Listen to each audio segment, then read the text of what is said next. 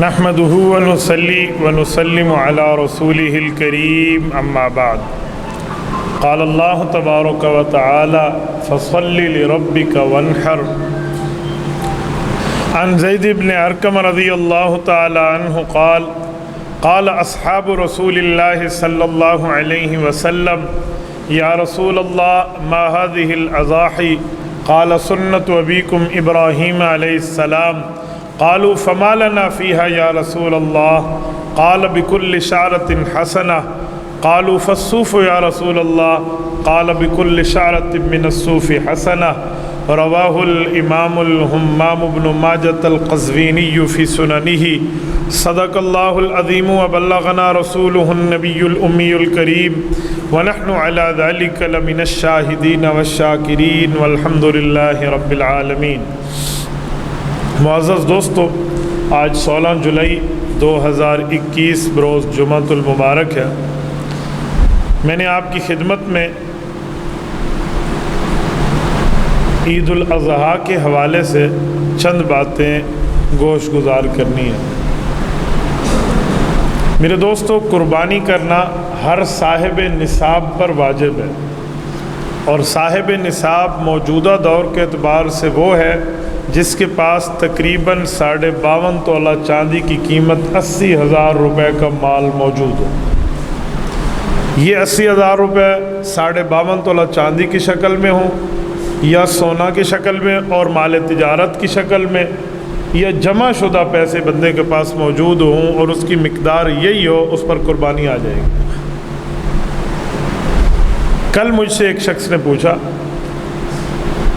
ایک خاتون کا ٹیلی فون تھا کہ ایک اور عورت میرے ساتھ بیٹھی ہیں اور وہ پوچھنا چاہ رہی ہیں کہ میرے پاس 1 لاکھ روپے جمع رہا پورا سال قربانی کے لیے، تو میں قربانی کروں؟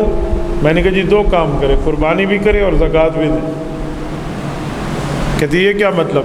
میں نے کہا جب آپ کے پاس 52.5 تولہ چاندی کی قیمت موجود ہو اور اس پر سال گزر جائے تو آپ پر تو زکوٰۃ آ گئی ہے۔ تو کہتی ہے قربانی کے لیے پیسے جمع کیے ہوئے تھے، ان پیسوں پر بھی زکوٰۃ آئے گی، باقی پر تو میں دوں گی۔ تو میں نے کہا جی ان پر بھی آئے گی۔ کوئی حج کے لیے اس طرح پیسے اکٹھے کر کے رکھے نا، ہر سال اسے بھی زکوٰۃ دینی پڑے گی۔ بھئی مال آپ کے پاس چاندی سے بڑھ کے آ گیا تو آپ کے اوپر زکوٰۃ بھی آ گئی اور قربانی بھی آ گئی۔ لیکن عام طور پہ زکوٰۃ کا نصاب تھوڑا زیادہ بتایا جاتا ہے، اور قربانی کے لیے تو 52.5 تولے چاندی کی قیمت متعین ہے۔ اب ایک شخص کہتے ہیں میرے اوپر قرضہ ہے، تو اس قرضے کو اور اپنے جیب کی ملکیت کو وہ ٹٹولے کی کتنی حیثیت ہے۔ مثلاً یہ 20 لاکھ کا مالک ہے اور اس کے اوپر 19,20,000 روپے قرضہ ہے، پیچھے نکال کر 80,000 بچتا ہے، اس کے اوپر قربانی آ جائے گی، کیونکہ 80,000 52.5 تولہ چاندی کی قیمت بنتی ہے۔ اگر قرضہ نکالیں اور پیچھے 52.5 تولہ چاندی کی قیمت یعنی 80,000 بھی نہیں بچتا، ہاں اس کے اوپر قربانی نہیں۔ یہ غلط نظریہ ہے کہ بعض اوقات بندہ قربانی فرض ہوتی ہے تو لوگ کہتے ہیں جی میرے پاس کیش نہیں ہے۔ بھئی کیش نہیں ہے، آپ کے پاس سونا چاندی ہے، اسے بیچے۔ لوگ سمجھتے ہیں سونا چاندی کو بیچ کے قربانی نہیں ہوتی، اور ایک غلط فہمی عوام میں یہ بھی ہے کہ قربانی واجب ہو گئی ہے، کیش فی الحال نہیں ہے تو قرض لے کر قربانی کرے گا، یا اپنے سونے چاندی کو بیچ کے کرے گا، تو کہتے ہیں ہم نے تو سنا ہے قرضہ لینے سے قربانی نہیں ہوتی۔ یہ بھی غلط ہے۔ کس نے کہا قرضہ لینے سے قربانی نہیں ہوتی؟ جب آپ کے اوپر لازم ہو گیا ہے تو پھر آپ قرضہ لیں یا جو بھی کریں، آپ نے قربانی کرنی۔ اور جو ادنیٰ قربانی کے صاحب نصاب ہونے کے بعد قربانی نہیں کرے، رسول پاک صلی اللہ علیہ وسلم نے فرمایا من کان لہ سعی لأن یضحی فلا یضحی فلا یقربن مصلانا۔ قربانی کی طاقت ہے، اس کے باوجود نہیں کرتا، یہ میری عیدگاہ، میرے پاس عید نماز پڑھنے نہ آئے۔ میں اس کو سمجھانے کے لیے اس کا ترجمہ کرتا ہوں کہ کس منہ سے عید پڑھنے آئے گا۔ یہ نہیں ہے کہ اس کی عید ہوتی نہیں ہے، یہ مراد نہیں ہے، مراد ہے کس منہ سے عید پڑھنے آئے گا۔ اس کی مثال دو، جس نے روزہ نہیں رکھا اور افطاری کے دسترخوان پہ سب سے آگے آگے بیٹھا ہے، جی بسم اللہ، افطاری کا بڑا ثواب ہوتا ہے، تو لوگ کیا کہیں گے؟ بھئی کیڑے منہ نہیں دسترخوان تے آیا بیٹھے، تو تو رسول پاک صلی اللہ علیہ وسلم کے سمجھانے کا مطلب بھی یہی ہے، کس منہ سے عید پڑھنے آئے گا پھر وہ؟ تو میرے دوستو، اسی لیے قربانی سے بچنے کا بہانہ نہ ڈھونڈے، قربانی کرنے کی ترتیب بنائے۔ اور قربانی کرنے کا بنیادی مقصد جو ہے وہ اللہ کی رضا ہے، گوشت کھانا نہیں ہے۔ یہ میں کیوں کہہ رہا ہوں؟ یہ اسی لیے کہ کچھ لوگ وہ جو لبرلز ہیں، دین کے مخالف ہیں، وہ ایک پراپاگنڈا کرتے ہیں اور ہمارے جو سادہ مسلمان ہیں اس پراپاگنڈے کا شکار ہو جاتے ہیں۔ وہ پراپاگنڈا کیا ہے کہ دیکھو بھئی گوشت تو سارا سال کھاتے ہیں، کہتے ہیں جی بالکل کھاتے ہیں، تو کہ ان دنوں میں یہ پیسے کسی غریب کی بچی کے جہیز کے طور پہ دے دو، اس کا گھر بس جائے گا۔ کنواں کھدوا دو بھائی، کسی کے گھر کے اندر کوئی چولہا جل جائے گا، پیسے وہی دے دو۔ تو قربانی کرنے والا سادہ مسلمان سمجھتا ہے، جس کے دل میں دین کا درد ہے لیکن دین کا علم نہیں ہے، وہ سمجھتا ہے جی بات تو بہت اچھی ہے، سورے قربانی کریں گے، گوشت ہم ایک دوسرے کو دیتے رہتے ہیں، لیتے رہتے ہیں، کھاتے رہتے ہیں، پیتے رہتے ہیں، پورا سال کھاتے رہتے ہیں، تو ان دنوں میں نہ بھی کھایا تو کون سی مصیبت اور آفت پڑ جائے گی، لہٰذا پیسے کسی غریب کو دے دو۔ میرے بھائیو، بنیادی طور پہ مسئلہ ذہن نشین کیجئے کہ قربانی کا کوئی الٹرنیٹ نہیں ہے۔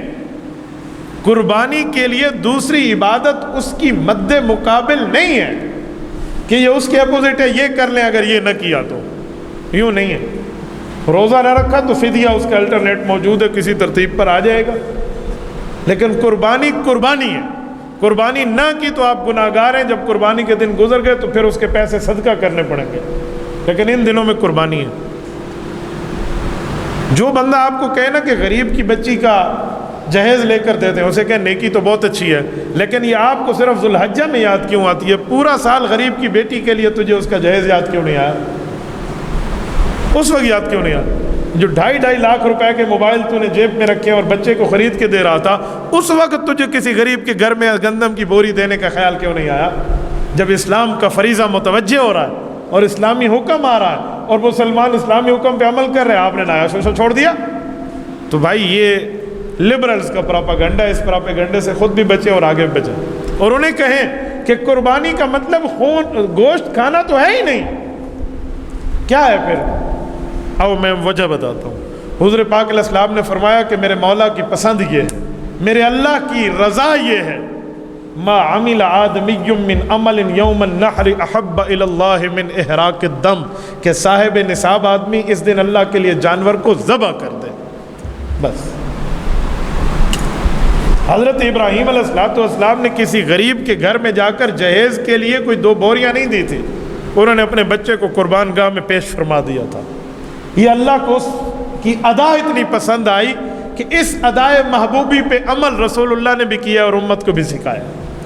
یہ ہے بھائی، یہ نہیں ہے کہ ہم گوشت کھانے کی وجہ ہوتی نا تو علماء نے مسئلہ باقاعدہ سمجھایا، بتایا، سنایا، کتابوں میں لکھوایا ہے کہ 7 شریکوں میں کسی ایک شریک کی نیت ہوگی میں تو گوشت ہی کھاؤں گا، اس کو اللہ کی رضا کا کوئی مسئلے سے کوئی سروکار نہیں ہے، تو فرمایا 6 کی قربانی بھی لے ڈوبے گا، کیوں؟ اس کی نیت میں خرابی آ گئی ہے۔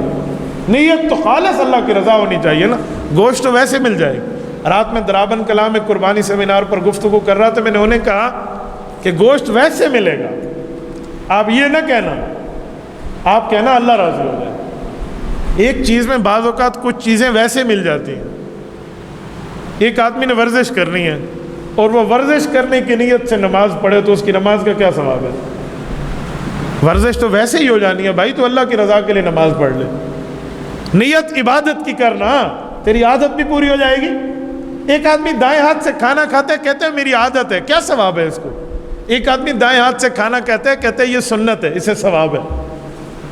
بھئی اس کو عبادت کی نیت سے لے لیجئے نا، تو آپ کی عادت بھی عبادت بن جائے گی۔ آپ نماز پڑھیے اللہ کی رضا کے لیے، اٹھک بیٹھک سے ورزش ویسے ہی ہو جانی ہے، تو آپ قربانی کیجئے اللہ کے راضی کرنے کے لیے، گوشت تمہیں ویسے ہی مل جائے گا۔ اس کی نیت کر کے بیڑا غرق نہ کرے بندہ اپنی قربانی کی۔ اور قربانی کے متعلق یہ بات ذہن میں رکھیے کہ جب قربانی بندے پر واجب ہو گئی اور قربانی کا جانور لے لیا تو اس جانور کے ساتھ حسن سلوک کرنا سیکھیے، اس جانور کے ساتھ اچھائی کرنا سیکھیے۔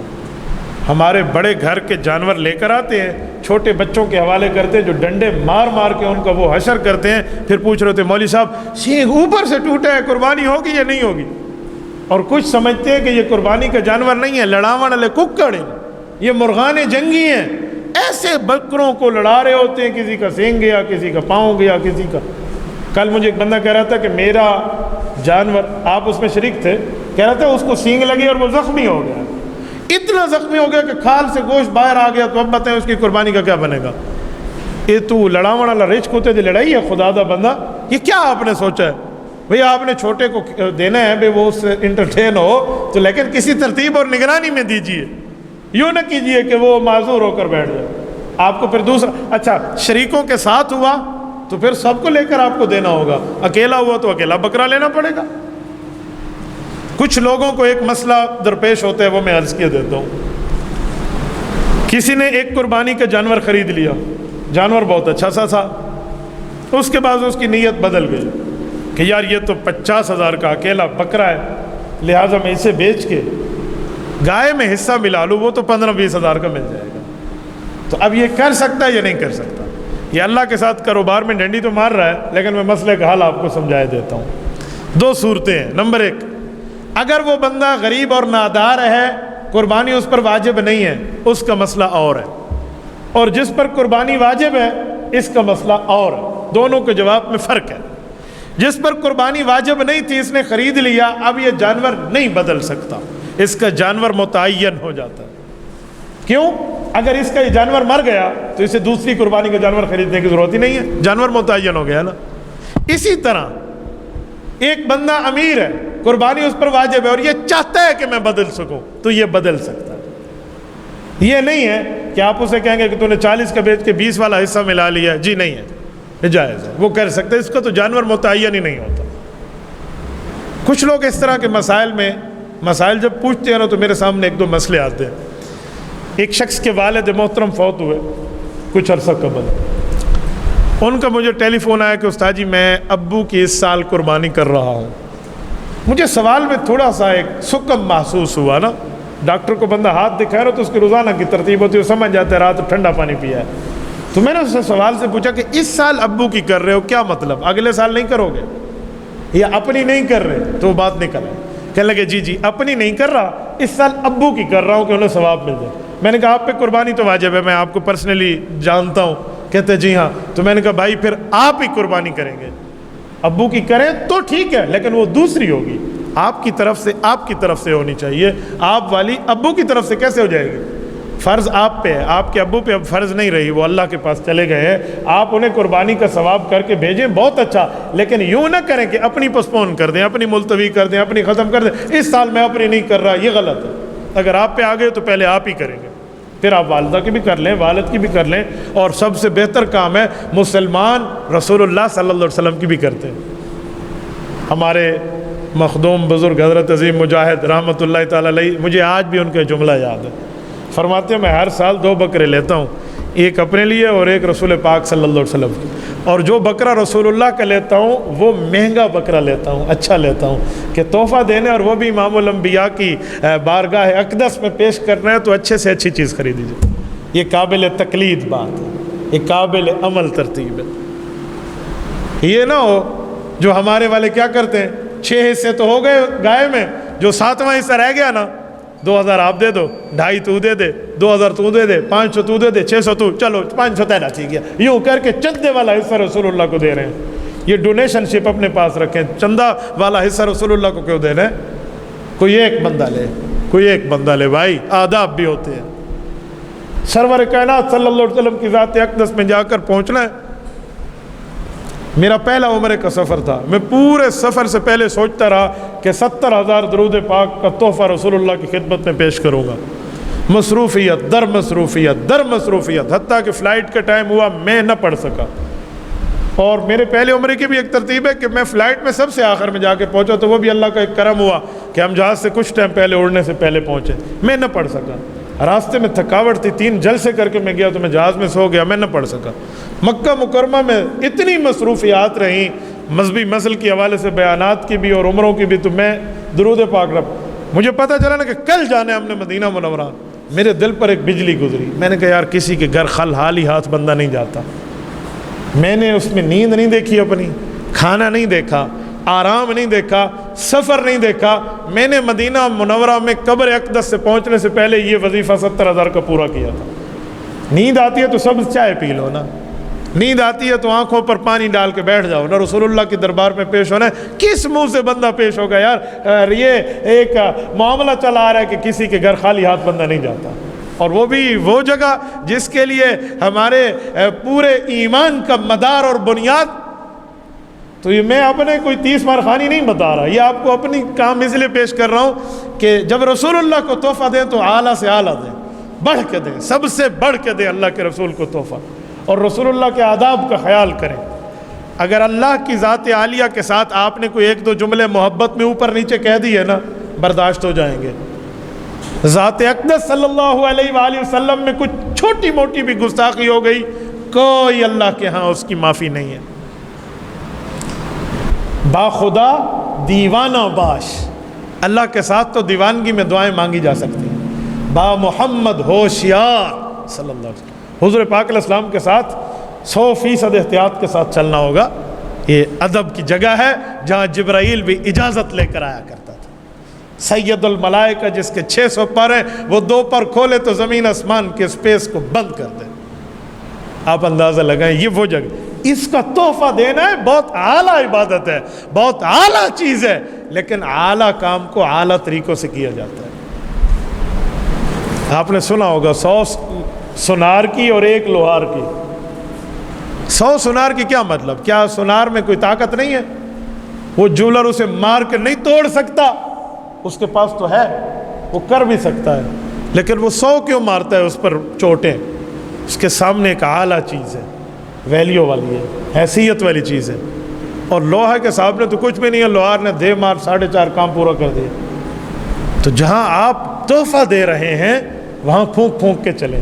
حضور پاک صلی اللہ علیہ وسلم کے تحفے کو آپ اس انداز سے پیش فرمائیں. جب اللہ کا گھر بن رہا تھا نا, کعبۃ اللہ, اس وقت بنانے والا ابو جہل تھا, بعد میں تعمیر نو جو ہوئی. ابو جہل کافر اعظم ہے اس امت مسلمہ کا. احادیث پاک کے مطابق موسیٰ علیہ السلام کا فرعون وہ تھا مصر والا, یہ امت محمدیہ کا فرعون ہے. اور اس کی موت پر رسول اللہ صلی اللہ علیہ وسلم خوش ہوئے. اسے ایک ہی قبر میں ڈالا گیا 24 سرداروں کے ساتھ قلیب بدر میں. ایسا بےایمان کافر بھی جب کعبۃ اللہ کی تعمیر کرنے آیا نا, تو اللہ رب العزت نے اپنے گھر کی حفاظت بھی کرانی تھی, تو اس نے ساری تعمیر کرنے والے لوگوں سے کہا کہ ہم اللہ کا گھر تو بنا رہے ہیں, لیکن ایک کام کریں, ہمارے پاس سود کا پیسہ ہے, جوئے کا پیسہ ہے, ہمارے پاس حرام مال ہے, کوشش کرو یار حلال مال لگاؤ, یہ بہت بڑی جگہ ہے. حرام مال میں 1 روپیہ بھی نہ ہو. حضرت ابراہیم علیہ السلام نے جو کعبۃ اللہ بنا, اس کے 2 دروازے تھے, 2 ملتزم تھے, 1 دروازہ نہیں تھا. اور یہ حتیم بھی اسی کعبۃ اللہ کا حصہ تھی جو اس وقت بغیر چھت کے کعبے کا حصہ ہے. تو جب انہوں نے فنڈ اکٹھا کیا نا اور کعبۃ اللہ بنانے بیٹھے, تو 2 باتیں ان کے سامنے آ گئی. کہا جی حلال مال کم ہے, حرام ہے, حرام سے یہ ڈبل سٹوری بنا سکتے تھے, بہترین دروازے.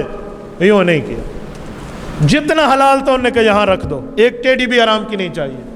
حلال کو اکٹھا کیا, کعبۃ اللہ کا 1 دروازہ بن سکا, ایک جگہ سے بند کیا, 1 ہی دروازہ بنا, ورنہ ایک طرف سے لوگ آتے تھے, دوسری طرف سے نکل جاتے تھے. 1 ہی دروازہ رکھا, کعبۃ اللہ کی تعمیر کی, چھت کم پڑ گئی تو انہوں نے چھت کے لیے ایک جگہ کو چھوڑ دیا جسے حتیم کہتے ہیں. رسول پاک صلی اللہ علیہ وسلم فرماتے ہیں, میرا جی چاہتا ہے عائشہ صدیقہ کہ جو مکہ کے لوگوں نے کعبۃ اللہ کی تعمیر کی ہے نا, یہ غلط کی ہے, بنا ابراہیم پہ نہیں کی. میرا جی چاہتا ہے میں اسے توڑ کے ویسے بناؤں جیسے ہمارے جد امجد حضرت ابراہیم علیہ السلام نے بنایا تھا, لیکن میں نہیں بناتا. اماں نے پوچھا یا رسول اللہ وجہ؟ اللہ کے رسول نے فرمایا عائشہ اگر میں نے یوں توڑ لیا نا, بعد میں آنے والا ہر حکمران اپنی مرضی سے توڑ کے اپنی مرضی سے بناتا پھرے گا. یہ کعبہ بازچہ اطفال بن جائے گا, بچوں کا کھلونا نہیں بنانا چاہتا. بس جو ہو گیا میرا اللہ بھی راضی اور اس پر اللہ کے رسول بھی راضی. آج تک کعبۃ اللہ ویسے, یہ اس طرح ان لوگوں کی کمائیاں تھیں.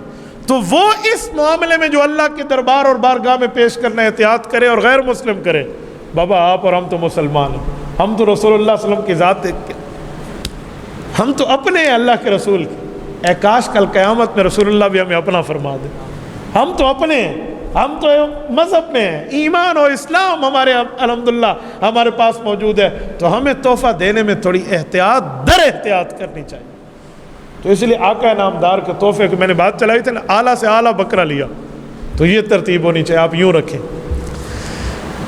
کچھ لوگ کہتے ہیں کہ وفات شدگان کی طرف سے یا جو قربانی نہ کر رہا اس کی طرف سے آپ قربانی کریں گے تو یہ نہیں ہوگی، اس پر تو قربانی ہے ہی نہیں، وہ فوت ہو گیا، اس پر کیا قربانی کریں گے آپ؟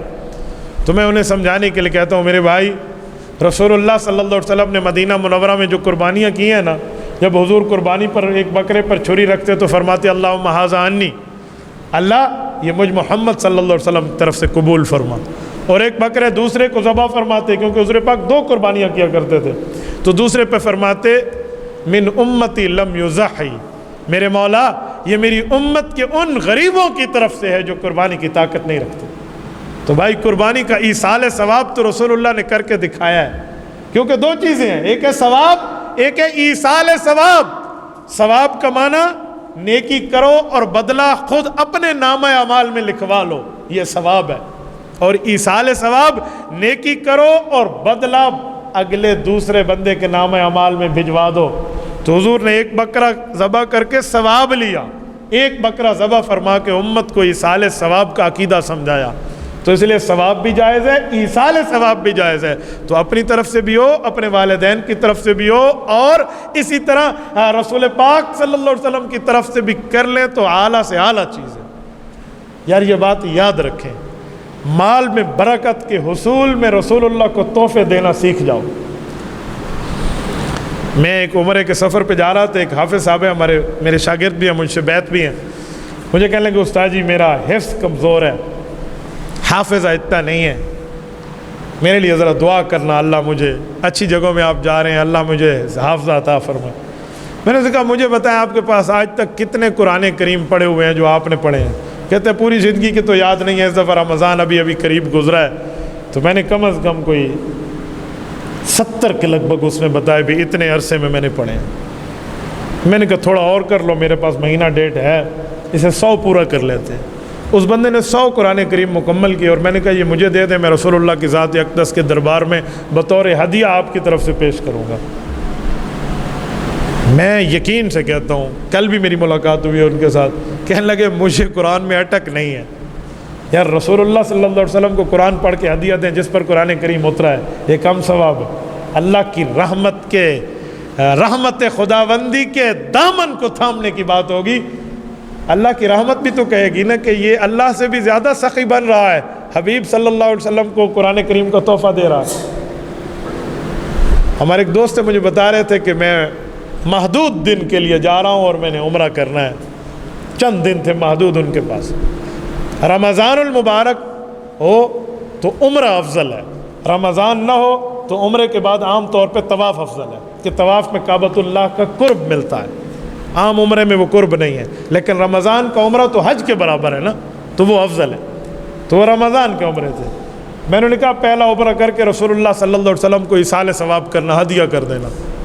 تو کہنے لگا اچھا پہلا عمرہ اپنی طرف سے نہ کروں؟ میں نے کہا بھائی تجھے اور عمروں کی توفیق ملے گی، تو پہلا عمرہ اللہ کے رسول کو ہدیہ دینا، بڑا عمرہ میقات والا۔ تو اس نے یہ عمرہ رسول اللہ صلی اللہ علیہ وسلم کو ہدیہ کیا۔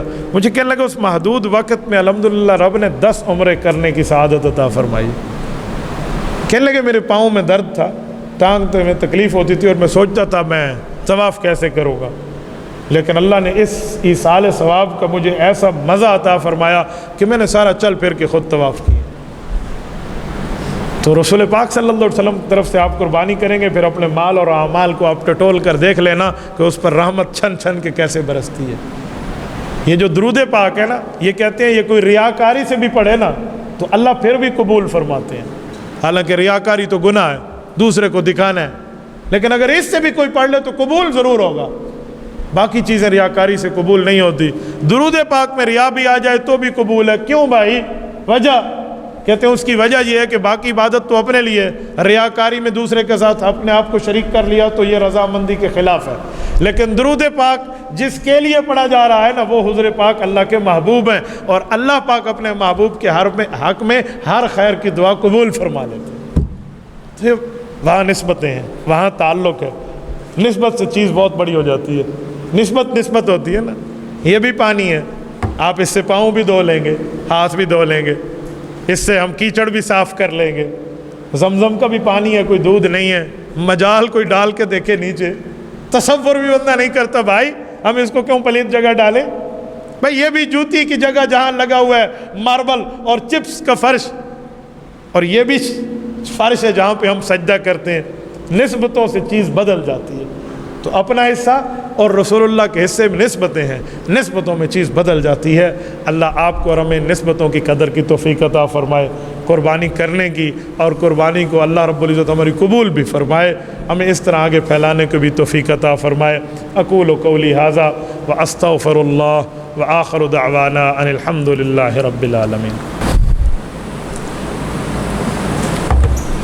हर साल की तरह इंशाअल्लाह इस साल भी हमारे यहाँ ग्राउंड में ईद उल अज़हा की नमाज़ इंशाअल्लाह होगी, और हमने टाइम तय किया 5:30। हर साल की तरह लोग एतराज़ करते हैं, मेरा जी तो नहीं चाहता कि मैंने मुँह लगाकर कोई जवाब दूँ। लोगों के पास एक नक्शा है और मेरे पास 5 नक्शे हैं, और नक्शा बनाने में भी मैं शामिल हूँ, तो मुझे मालूम है कि ईद की नमाज़ का वक़्त क्या होता है। आम तौर पे लोग कहते हैं जी इस दिन तो इशराक भी नहीं है, अभी तो इशराक का वक़्त भी नहीं है, तो उन्हें समझाइए कि ईद के दिन इशराक होते भी नहीं हैं। तो आप हमें ये मत कीजिए कि इस दिन इशराक नहीं है। नंबर 2, सारे फ़ुक़हा ने लिखा है क़द्र ज़िरा, ये इतनी जगह जिसे कहते हैं सवा नेज़ा, सवा नेज़े जितना सूरज तुलू हो ना, नमाज का वक़्त शुरू हो जाता है। तो एक नक्शे के मुताबिक उस दिन 5:17 पे है, एक के मुताबिक 19 मिनट पे है, और एक के मुताबिक 21 मिनट पे है।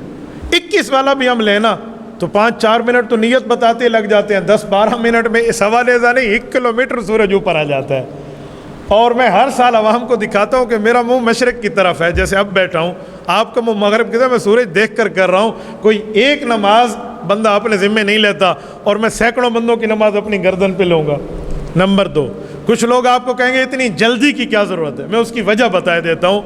हर साल ने तो एक सुन्नत की पाबंदी करता हूँ, वो क्या है, रसूल पाक सल्लल्लाहु अलैहि वसल्लम ने हज़रत अम्र इब्न हज़म रज़ी अल्लाह अन्हु को गवर्नर जज़ीरा बनाया था, तो हज़रत अबू शाह के ज़रिए उनको ख़त लिख कर फरमाया अन अज्जिलिल अज़हा व अख़िरिल फ़ित्र व ज़क्किरिन नास, फरमाया 3 काम करना। नंबर 1, ईद उल अज़हा जल्दी से जल्दी पढ़ना, ईद उल फ़ित्र देर के साथ पढ़ना, और उसमें बयान लंबा करना।